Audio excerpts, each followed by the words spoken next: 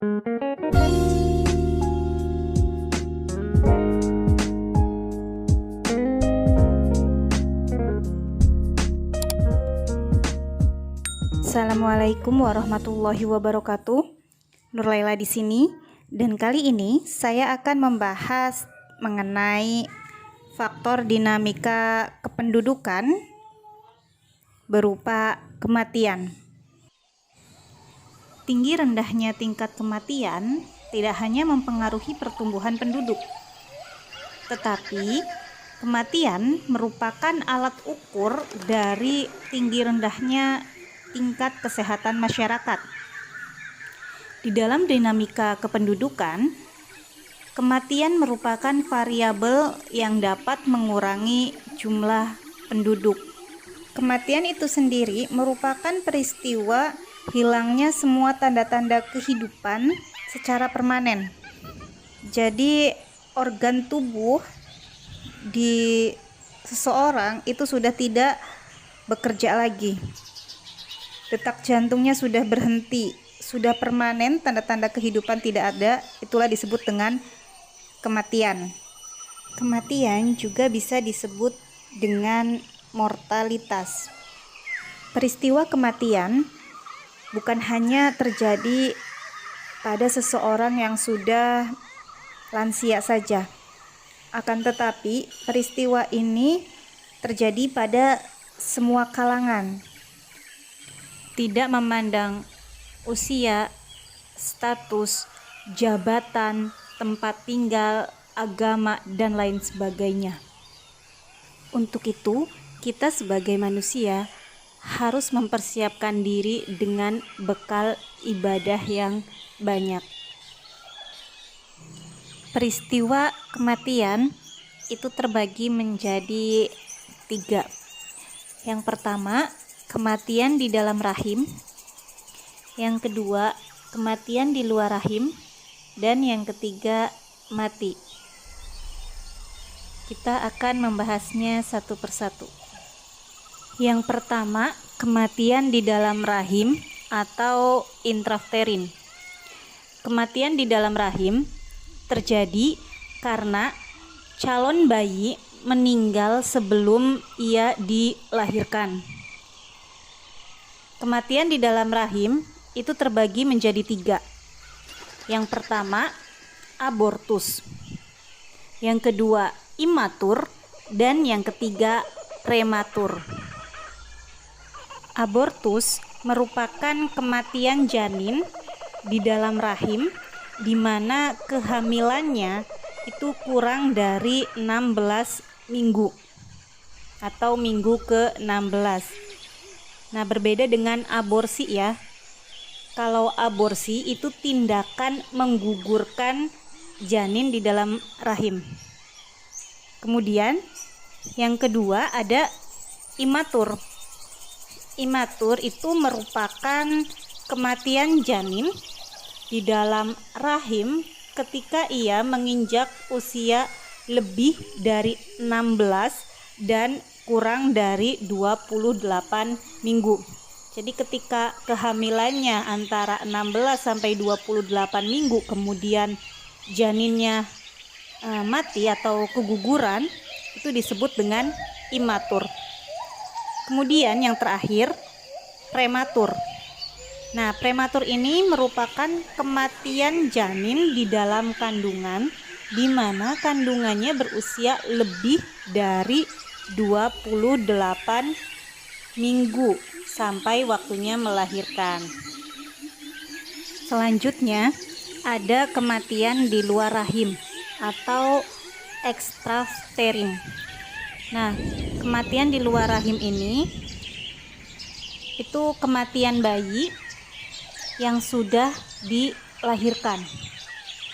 Nah, kematian di luar rahim itu terbagi atas 3 macam. Yang pertama ada lahir mati, yang kedua ada kematian baru lahir, dan yang ketiga ada kematian bayi. Lahir mati merupakan kematian bayi ketika ia dilahirkan itu tidak ada tanda-tanda kehidupan. Jadi pada saat ia mau keluar di dalam perut itu dia masih hidup, akan tetapi ketika ia keluar dia dalam kondisi mati. Nah, biasanya peristiwa tersebut itu dikarenakan bayi terlilit tali pusar ataupun bayi keracunan air ketuban. Nah, seperti itu. Kemudian yang kedua, kematian baru lahir. Nah, kematian baru lahir ini itu merupakan kematian bayi sebelum ia berumur 1 bulan. Biasanya bayi yang mati ini dia memiliki sebuah permasalahan dalam kesehatannya, sehingga ia tidak bisa diselamatkan dalam kurun waktu kurang dari 1 bulan. Kemudian yang ketiga itu kematian bayi. Kalau kematian bayi itu merupakan kematian bayi setelah lahir hidup hingga ia berumur kurang dari 1 tahun. Selanjutnya, kematian yang ketiga adalah mati. Nah, peristiwa ini itu hilangnya tanda-tanda kehidupan pada diri seseorang mulai dari ia berusia 1 tahun hingga sampai ia meninggal. Jadi ada mati bayi, balita, batita, anak, remaja, dewasa, tua, manula, dan lain sebagainya. Nah, itu disebut dengan satu kesatuan, yaitu mati. Kematian atau mortalitas dipengaruhi oleh faktor-faktor pendukung dan faktor-faktor penghambat. Faktor-faktor pendukung yang meningkatkan angka kematian atau promortalitas itu antara lain, yang pertama, rendahnya kesadaran akan pentingnya kesehatan. Kemudian yang kedua, kurangnya fasilitas kesehatan yang memadai. Selanjutnya, yang ketiga, ada kecelakaan lalu lintas.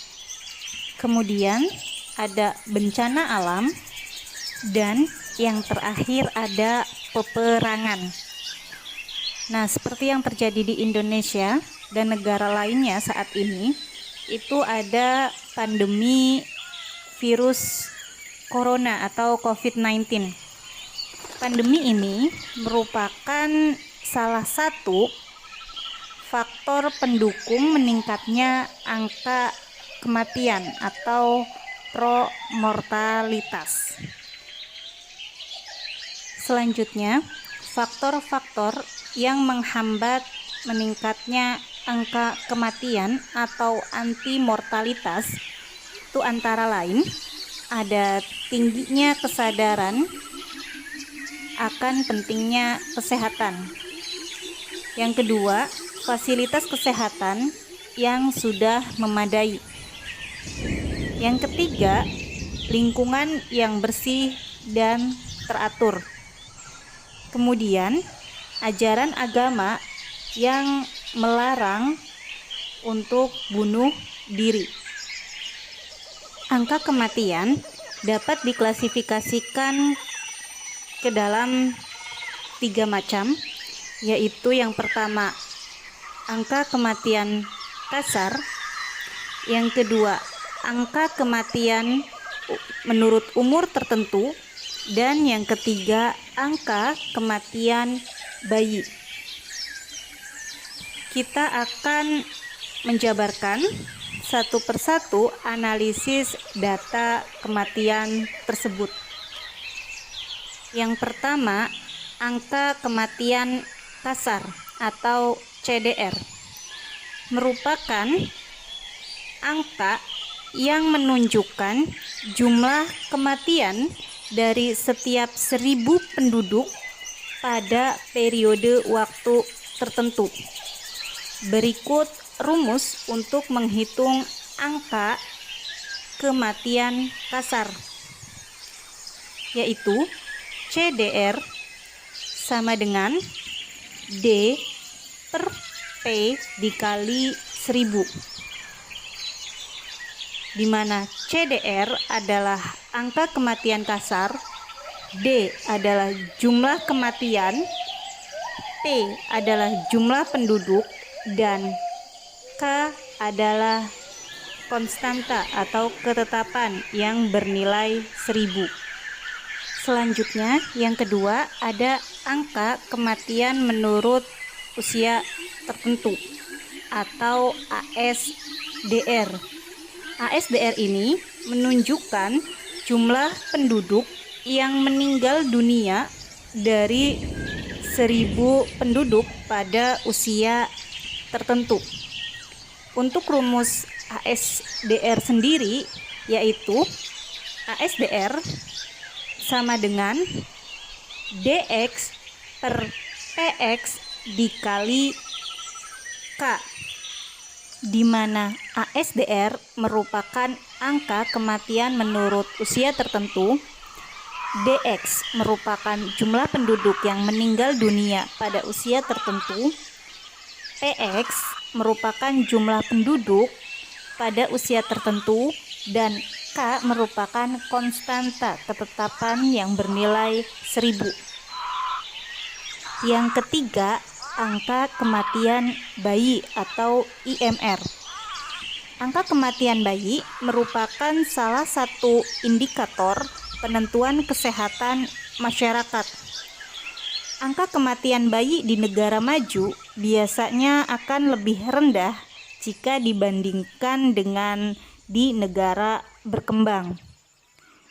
Angka kematian bayi menunjukkan jumlah bayi yang meninggal dunia dari 1000 bayi yang lahir hidup pada periode waktu tertentu.